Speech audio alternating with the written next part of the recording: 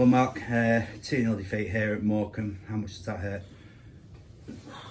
To say I'm angry, Bob, is an understatement. Disappointment's one thing. Nobody likes losing, so you'd be disappointed, but beyond furious with what I've just seen tonight. But I'm not going to come out and slag my group off. I understand what they've been through, what they're going through. They're honest. The game. They're incredibly humble in what they do. But some of the things I see tonight, they're not happening on my watch. No chance.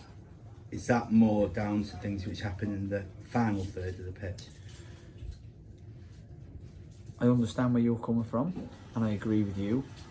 But actually, if you go to the opposite end of the pitch, 2 goals, I'm looking at the lad who scores the first goal, and I'm screaming onto one of our lads, what names, who stood 2 yards from him, but he thinks he's not marking him.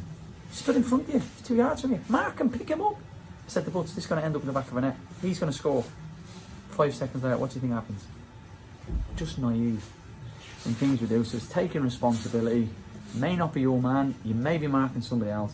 If he's in your zone, deal with it and bollock somebody else later. Second goal, throw-ins coming in. 3 of my players are walking back towards the goal. Mind-boggling. My 8-year-old son turns around and faces the play. So in terms of naivety, staggering. Absolutely staggering. Second half, one of their players almost wipes my player out. I don't want anybody diving. Let him wipe you out. Take a penalty. Not asking you to dive. Their player jumps out of the way of him. Minute left in injury time. Their striker, who's battered their 2 centre-halves tonight, barely touches him, he falls over, free kick. It's things like that, Bob, the dark arts of the game. We have to get better at. We played, I said this before, I'm going to repeat myself, played Forest Green a few weeks ago. Their striker jumped into their player and took a penalty. It's cheating. I don't want any of our players to cheat. But at least understand where you are on the pitch. At least play the game. In terms of the final third, end product in the final third was poor, whether it's be we've had a corner in the late in the second half, which we put out for a goal kick. Recognise the elements you're playing in. We've actually cleared one off the line. I mean, we've got a ball to tap in from the yards. We headed it over the bar. The ball dropped to Joe, 6 yards out, stood in it. Shiloh's had a good chance. Connor's got to hit the target from his. It wasn't until the 83rd minute that the goalie made a save. First thing we spoke about before the game was shoot on sight. With the win, shoot on sight. And yet in the second half, we're getting a great position 25 yards out. And we turn it down. It's little things like that. But there's other things I've seen, Bob, that's really frustrated. But I love the group. I love working with them. And we're going to need each other. So it's a long way to go. What I did after the game was I went in and I put my head on that I'd have on Thursday morning when I'm chatting to the lads, because football's emotional. So if I go in and I start off, I'm probably going to knock somebody out. So we didn't say a lot. We'll get ourselves off, we'll get ourselves home, and I'll come back and talk to the group on Thursday, have them watch the game back, and I'll put my rational, balanced head on, and I'll be able to deliver the same message but in a different way. We're not making excuses here, Mark, but how difficult were the conditions out there tonight? Yeah, it was horrendous, but they dealt with the conditions better than us, and that's what made me really angry. And I can see a gentleman, a journalist, standing to my left shaking his head because he agrees with me, and that's disappointment. We got to match teams all over the park. We got to defend better than them. We got to be better in the opposite part. We got to win more second balls. We got to win our duels. We need 7 lads to be a 7 out of 10 to win the game of football. If you've got 6 lads below that, you lose the game. And tonight, that's what we had. You brought Theo Archibald and gave a debut, obviously, to Ben Tollett in that second period. 2-0 down, really, you had to go for it at that time, didn't you? Listen, I brought one lad off because we have to change it and make tactical substitutes. I brought the other lads off because he deserved to come off and he deserved to stay on the pitch. So there was a bit of both on that, but we have to do something. We're 2-0 down. We have to not necessarily chase the game, but we have to find a way and recognise where we feel we can exploit them. And I thought up to a point we did, but ultimately, if you break it down, Bob, by the end of the game, we looked at the stats, we had a load of shots on goal. Keeper's made one save in the 83rd minute, and that was from 30 yards, which was, if he doesn't save that, he won't be playing on Saturday. from your point of view, then do you think we deserve to claim anything from the game today? No. Simple as that, really. Nothing.